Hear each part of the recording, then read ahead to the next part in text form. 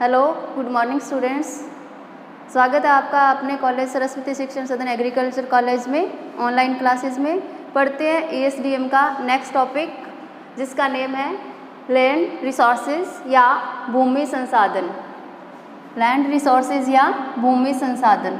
तो स्टूडेंट्स, आज भूमि या लैंड के बारे में हम स्टडी करेंगे कि भूमि क्या है और मानव के लिए या हमारे लिए जो लैंड रिसोर्सेज हैं उनका कितना महत्व है, इसके बारे में हम स्टडी करते हैं। हम पढ़ रहे हैं नेचुरल रिसोर्सेज चैप्टर। तो नेचुरल रिसोर्सेज की हम स्टडी करते चल रहे हैं। हमने स्टार्ट किया था फॉरेस्ट रिसोर्सेज से, फिर हमने वाटर रिसोर्सेज पढ़ा, फिर हमने एनर्जी रिसोर्सेज पढ़ा, फिर हमने मिनरल रिसोर्सेज पढ़ा, फिर हमने फूड रिसोर्सेज पढ़ा and last topic natural resources का है लैंड रिसोर्सेज, जिसकी आज हम स्टडी कर रहे हैं। तो स्टूडेंट्स, भूमि का इम्पोर्टेंस हमारे लिए या प्लांट्स के लिए सभी स्टूडेंट्स को पता है कि भूमि बहुत ही उपयोगी कंटेंट या उपयोगी वस्तु है हमारे लिए, क्योंकि सभी प्रकार का खाद्यान्न और जो सॉइल के अंदर पेड़ पौधे उगते हैं वो भूमि के द्वारा या लैंड पर ही डिपेंड रहते हैं। तो हमने आज लैंड रिसोर्सेज का महत्व पढ़ना है या क्या होते हैं। पहले general introduction according to Smith. सबसे पहले स्मिथ एंड पैटरसन। जब हमने स्मिथ की डेफिनेशन पहले भी पढ़ी हुई है हमने, स्मिथ एंड पैटरसन के अकॉर्डिंग लैंड रिसोर्सेज होते क्या हैं। स्मिथ एंड पैटरसन के अकॉर्डिंग वे सभी संसाधन जो मानव की आवश्यकताओं को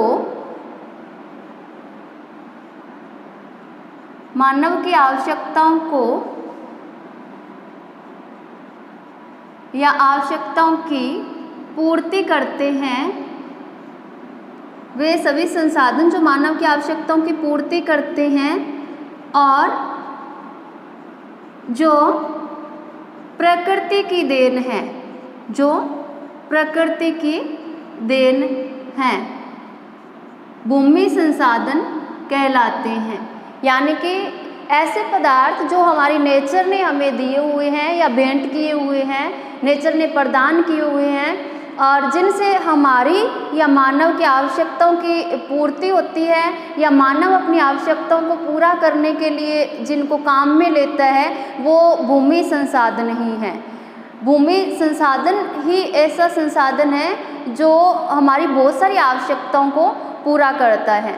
अब हम देखें तो मानव ने जैसे जैसे बहुत सारी पीढ़ियों ने इस भूमि पर जन्म लिया है और उन पीढ़ियों ने जैसे ही अपना विकास किया, तो जैसे जैसे आगे बढ़ते गए पीढ़ियाँ, तो उनको जिन संसाधनों की ज़रूरत थी या जिन वस्तुओं की ज़रूरत थी उसके हिसाब से उन्होंने भूमि संसाधनों का उपयोग किया। नेक्स्ट, मानव की सामाजिक, आर्थिक एंड राजनीतिक जो भी क्रियाएं होती हैं उनमें भी भूमि संसाधनों का बहुत ही महत्वपूर्ण योगदान रहता है। नेक्स्ट, जब मानव रहता है यानी कि मानव कहीं भी आवास करता है, उसके आवास को प्रदान करने वाला जो रिसोर्सेज है वो लैंड ही है। लैंड ऐसा साधन है जहाँ पे मानव अपना आवास बनाता है या रहता है। इसके अलावा उद्योगों के कच्चे माल को प्राप्त करने के लिए या उद्योगों का कच्चा माल है वो भी लैंड रिसोर्सेज के द्वारा ही हमें मिलता है। उद्योगों के लिए कच्चे माल की प्राप्ति या कच्चा माल लैंड रिसोर्सेज से ही प्राप्त होता है। नेक्स्ट, यानी कि भूमि जो रिसोर्सेज है, लैंड रिसोर्सेज हैं, भूमि के अंदर अनेक पर्वत, पठार, मैदान एंड चट्टानें सम्मिलित हैं। या भूमि में हम देखते हैं कि भूमि के ऊपर या तो पर्वत देखते हैं या पठार देखते हैं बहुत सारे स्थानों पर, या हम मैदान देखते हैं या चट्टानें देखते हैं। तो ये भूमि के अंदर ही सम्मिलित हैं सभी। अब बहुत सारे यानी कि मानव अपना आवास बनाने के लिए बिल्डिंग्स जो है या सड़कें हैं वो बनाने के लिए ये लैंड रिसोर्सेज को ही काम में लाते हैं। तो ये था लैंड रिसोर्सेज। एक साइंटिस्ट हैं विलकॉक्स। अकॉर्डिंग टू विलकॉक्स यानी कि भूमि का इतिहास मानव सभ्यता का इतिहास है, या मानव का जो विकास है वो भूमि का इतिहास है, मानव सभ्यता के विकास का इतिहास है, भूमि का इतिहास मानव सभ्यता के विकास का इतिहास है, विलकॉक्स कहता है ये। आगे विलकॉक्स कहते हैं कि प्रत्येक व्यक्ति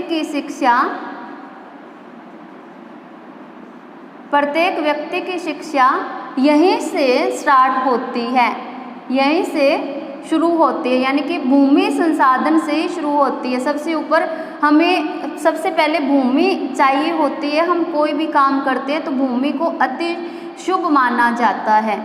तो विलकॉक्स कहता है कि भूमि का इतिहास मानव सभ्यता के विकास का इतिहास है, यानी कि जैसे जैसे मानव की कई पीढ़ियां हम देखते हैं, प्रत्येक पीढ़ी आती है अपनी आवश्यकताओं के अनुसार भूमि का उपयोग करती हैं और फिर चली जाती हैं।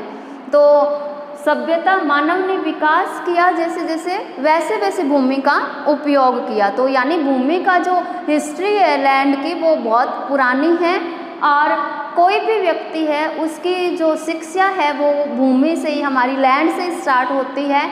सबसे पहले यानी कि हम जैसे जन्म लेते हैं तो जो बच्चा है उसका नामकरण भी अर्थ के ऊपर या लैंड पर बैठकर ही हम सबसे मिट्टी के पार्टिकल्स को ही सबसे अच्छा मानते हैं। तो भूमि यानी कि लैंड से ही मानव की शिक्षा प्रारंभ होती है। ये विलकॉक्स साइंटिस्ट जो कि एनवायरनमेंट के साइंटिस्ट है उनका विचार है, मत है, और इम्पोर्टेंस बताते हैं भूमि का। ओके स्टूडेंट्स, ये था लैंड रिसोर्सेज। छोटा सा है, हमें पता ही होना चाहिए यानी कि भूमि का कितना महत्व है हमारे लिए या प्लांट्स के लिए। नेक्स्ट पढ़ते हैं topic land degradation.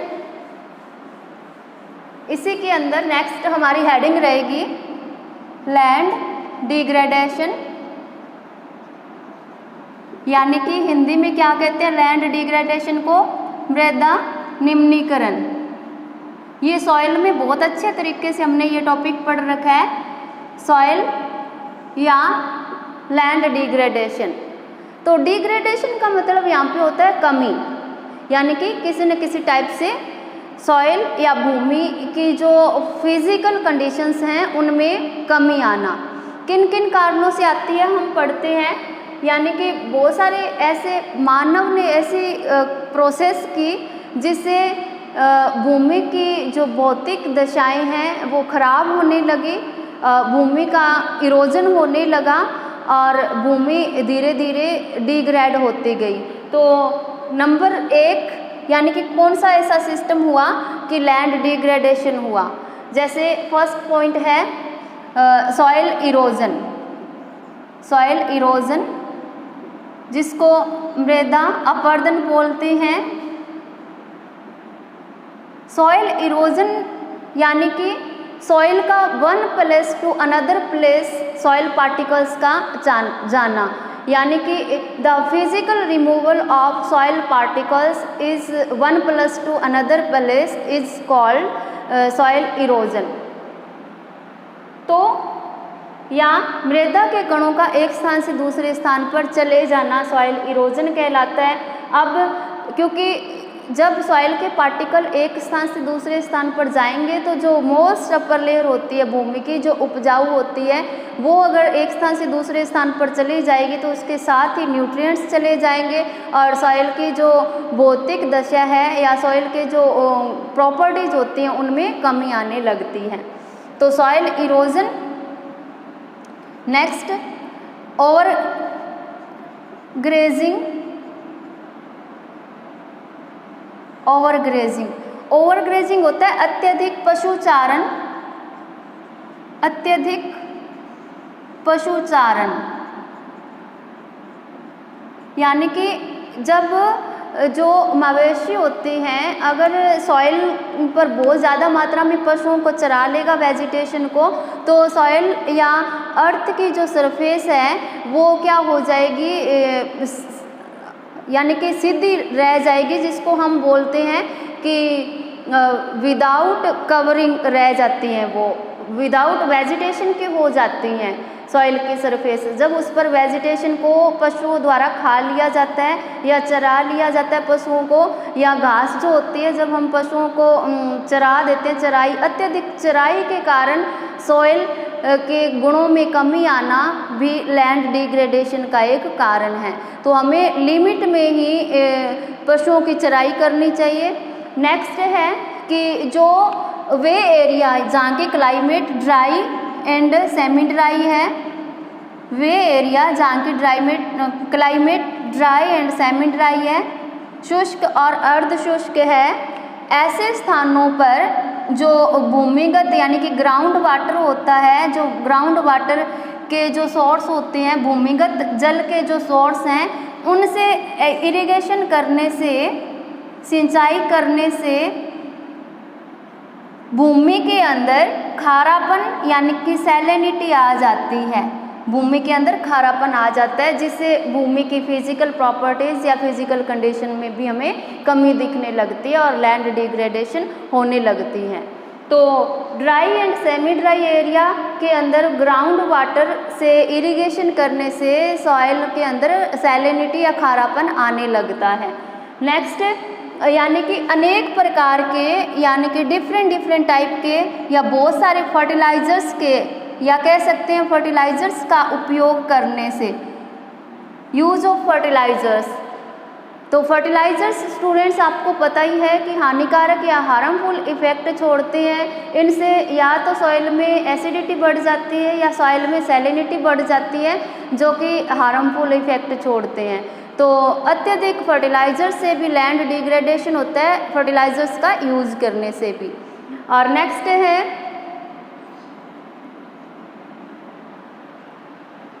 Other procedure, other process में जैसे लैंड स्लाइड्स हो गया, यानी कि जो भूस्खलन जिसको बोलते हैं हिंदी में लैंड स्लाइड्स, चट्टानों का टूटना, या कोई जैसे रॉक्स में वेदरिंग आ गई है तो उन जब वो टूटती हैं तो उससे भी क्या होता है, सॉइल के पार्टिकल दूर दूर हो जाते हैं और जो लैंड है उसमें डिग्रेडेशन आने लगता है। ये थे लैंड डिग्रेडेशन के reason, soil erosion, overgrazing, dry and semi dry area में ग्राउंड वाटर से इरिगेशन करने से स्टूडेंट्स, बहुत ज़्यादा मात्रा में फर्टिलाइजर्स का यूज़ करने से, एंड अन्य प्रोसीजर। नेक्स्ट टॉपिक स्टूडेंट्स हम पढ़ेंगे लैंड स्लाइड्स। अभी नेम मैंने बोला लैंड स्लाइड्स, जिसको हिंदी में भूस्खलन बोलते हैं या कहते हैं।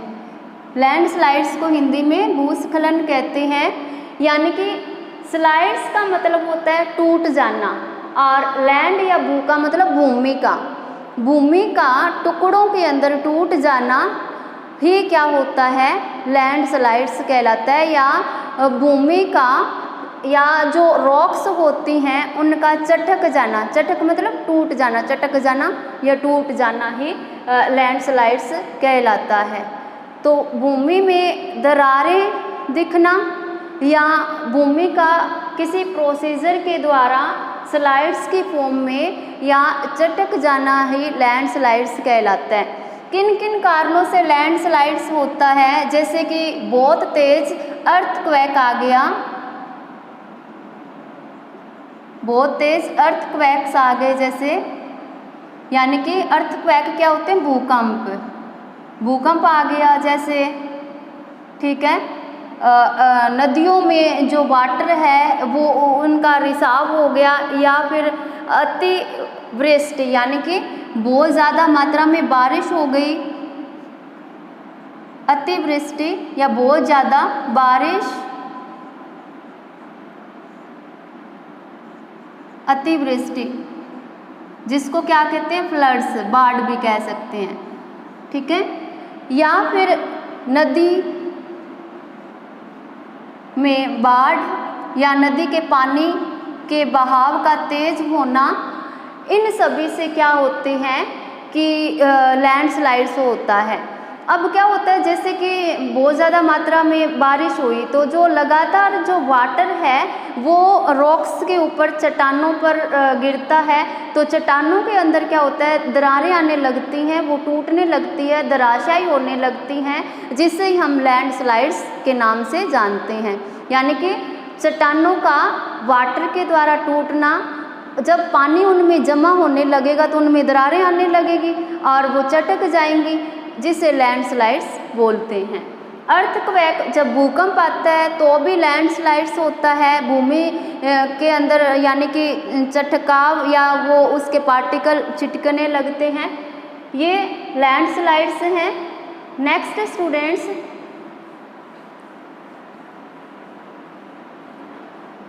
टॉपिक हमारा रहेगा यहाँ पे सॉइल इरोजन। सॉइल इरोजन ये आपने फर्स्ट ईयर के फर्स्ट सेमेस्टर में बहुत अच्छे ढंग से पढ़ा हुआ है, या सेकंड सेमेस्टर में, जिसको हम मृदा अपरदन कहते हैं। फर्स्ट ईयर के सेकंड सेमेस्टर में आपने बहुत अच्छे तरीके से soil and water conservation subject में सॉइल इरोजन के बारे में बहुत अच्छे ढंग से पढ़ा हुआ है और हमारा पढ़ाया हुआ है। होप करती हूँ कि बहुत सारे स्टूडेंट्स को इसके बारे में नॉलेज होगी। फिर भी हम यहाँ पे थोड़ा थोड़ा पढ़ रहे हैं इस टॉपिक के बारे में, soil erosion.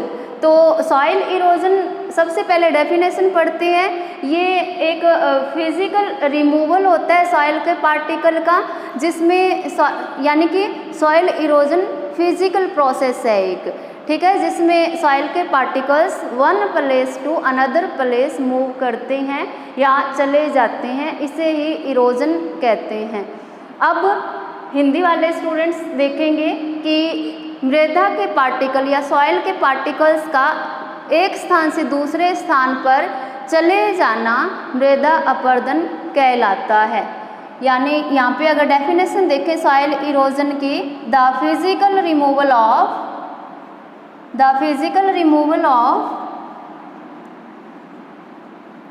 soil particles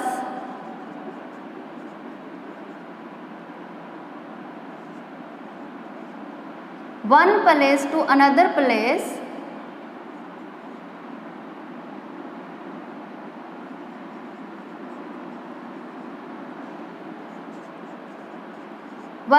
to another place is called soil erosion।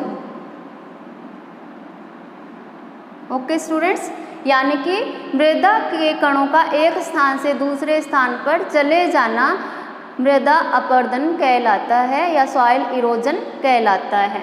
अब सॉइल का एक स्थान से दूसरे स्थान पर सॉइल के पार्टिकल किन किन कारणों से जाते हैं, दो ही हमने रीज़न पढ़े थे कि सॉइल का किस तरह से रिमूव होता है सॉइल के पार्टिकल का। एक फैक्टर था वाटर यानी कि by water, and second factor था बाय विंड। या तो वाटर के द्वारा सॉइल के पार्टिकल एक स्थान से दूसरे स्थान पर चले जाते हैं, या विंड के द्वारा सॉइल के पार्टिकल एक स्थान से दूसरे स्थान पर चले जाते हैं। अब जब वाटर के द्वारा सॉइल के पार्टिकल एक स्थान से दूसरे स्थान पर जाते हैं, या जल के द्वारा जो अपरदन होता है उसे वाटर इरोजन कहते हैं। जल के द्वारा सॉइल के पार्टिकल का एक स्थान से दूसरे स्थान पर जाना वाटर इरोजन कहलाता है। अब नेक्स्ट, वाटर इरोजन के हमने कई टाइप्स पढ़े थे, जैसे हमने पढ़ा था स्प्लैश इरोजन,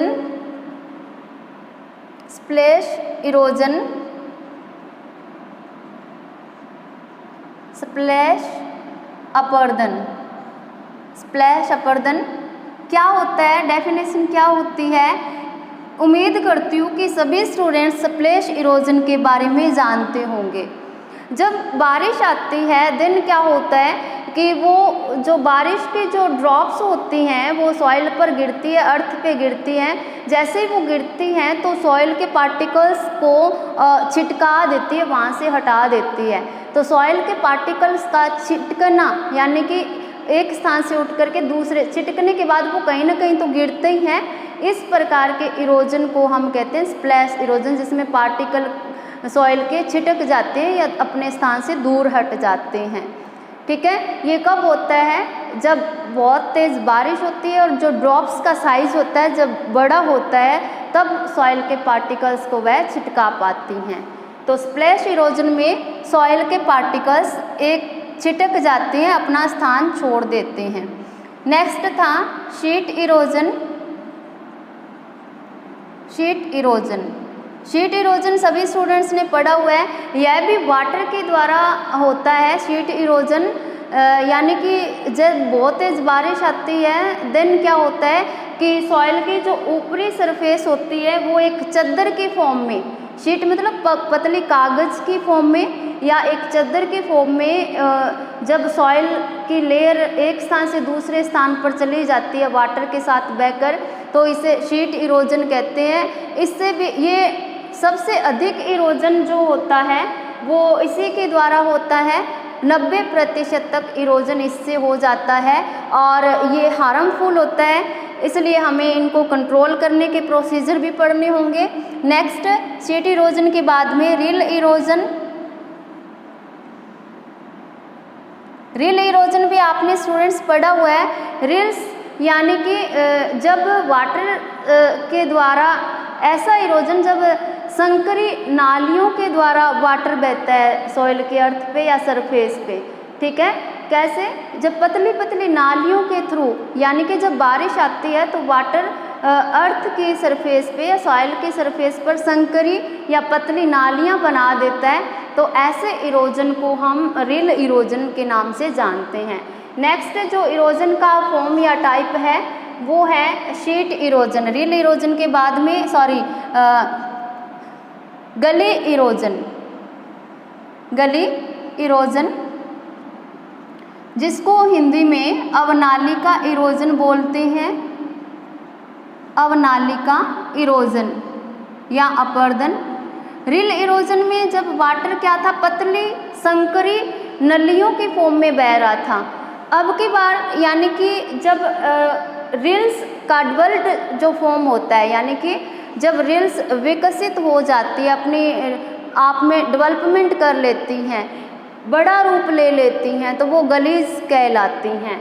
यानी कि संकरी नलियों का चौड़ा हो जाना या अपने आकार में वृद्धि कर लेना गली इरोजन कहलाता है। ठीक है, ये था जल के द्वारा इरोजन के टाइप्स।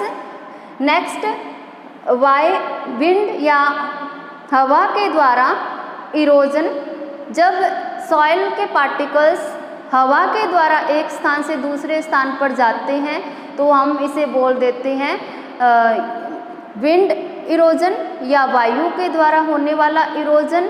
वायु के द्वारा भी कई प्रकार का इरोजन होता है, जैसे हमने यहाँ पे पढ़ा था, यानी कि मेराइन इरोजन, बीच इरोजन, ये सभी विंड के द्वारा होने वाले इरोजन के टाइप्स हमने पढ़े थे। तो जब वायु के द्वारा सॉइल के पार्टिकल एक स्थान से दूसरे स्थान पर चले जाते हैं तो उसे वायु द्वारा इरोजन बोलते हैं। अब स्टूडेंट्स, ये तो इरोजन के बारे में हमने पढ़ लिया। अब इरोजन को कंट्रोल करने के लिए हमें क्या करना चाहिए? Control of soil erosion. Control of soil erosion. तो कंट्रोल ऑफ सॉइल इरोजन में हमने कई सारे मेथड्स पढ़े थे, जैसे एग्रोनॉमिकली मेथड पढ़े थे, एग्रोनॉमिकल मेथड्स पढ़े थे हमने, एग्रोस्टोलॉजिकली मेथड्स पढ़े थे, वेजिटेशन या वेजिटेटिव मेथड्स पढ़े थे और मैकेनिकल मेथड्स पढ़े थे। तो सॉइल इरोजन को कंट्रोल करने के लिए मेथड्स जो हैं नेम लिख देती हूँ यहाँ पे, इनकी हिस्ट्री या इनके बारे में आपने फर्स्ट ईयर में पढ़ा हुआ है। पहला प्रोसीजर कौन सा अपना सकते हैं सॉइल इरोजन को कंट्रोल करने के लिए? एग्रोनॉमिकली या एग्रोनॉमिकल प्रक्रियाएं या प्रोसेस, एग्रोनॉमिकल प्रोसीजर को अपना करके हम सॉइल इरोजन को कंट्रोल कर सकते हैं। सेकंड नंबर पे एग्रोस्टोलॉजिकल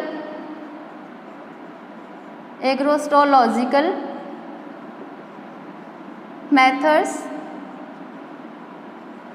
थर्ड नंबर पे vegetation method and fourth number पे आता है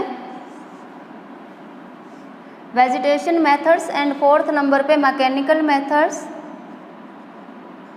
या मैकेनिकल अप्रोच। इन सभी मेथड्स को अपनाकर सॉइल इरोजन को हम कंट्रोल कर सकते हैं। थैंक यू स्टूडेंट्स, नेक्स्ट पढ़ेंगे नेक्स्ट क्लास में।